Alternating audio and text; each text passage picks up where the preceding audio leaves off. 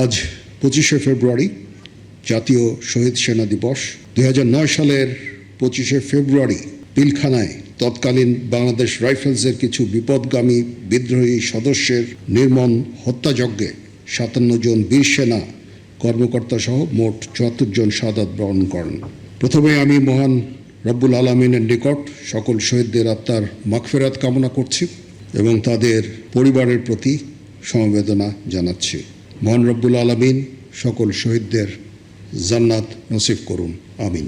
আপনারা জানেন, মাননীয় প্রধানমন্ত্রীর বিশেষ নির্দেশনায় এবং উপস্থিতিতে প্রথমবারের মতো এই কলেবরে জাতীয় শহীদ সেনা দিবস পালন করা হচ্ছে এবং শহীদ সেনা পরিবারের সদস্যদের জন্য ইফতার অনুষ্ঠানের আয়োজন করা হয়েছে। এজন্য আমি উপস্থিত সকলের পক্ষ থেকে মাননীয় প্রধানমন্ত্রীকে আন্তরিক ধন্যবাদ জানাচ্ছি।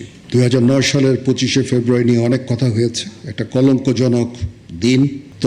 তদানীন্তন বিডিআর সদস্যদের কর্তৃক যেই বর্বরচিত হত্যাকাণ্ড সংঘটিত হয়েছিল তা ইতিহাসে নজিরবিহীন।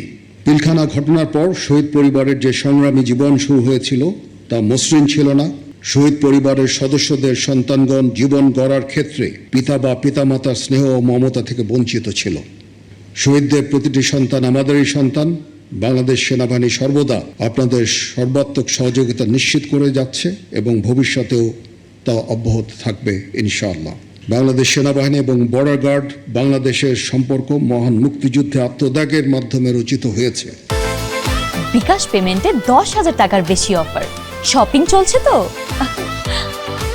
আমাদের স্বাধীনতা সার্বভৌমত্ব অক্ষুণ্ণ রাখার জন্য বাংলাদেশ সেনাবাহিনী এবং বর্ডার গার্ড বাংলাদেশ যৌথভাবে কাজ করছে।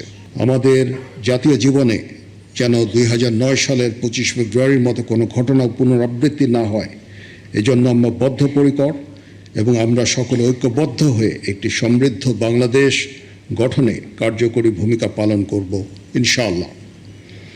পরিশেষে আজ মাননীয় প্রধানমন্ত্রীর উপস্থিতিতে পিলখানায় শাহাদাত বরণকারী সেনা সদস্যদের পরিবারবর্গের মাঝে আস্থা ও আশার সঞ্চার করেছে।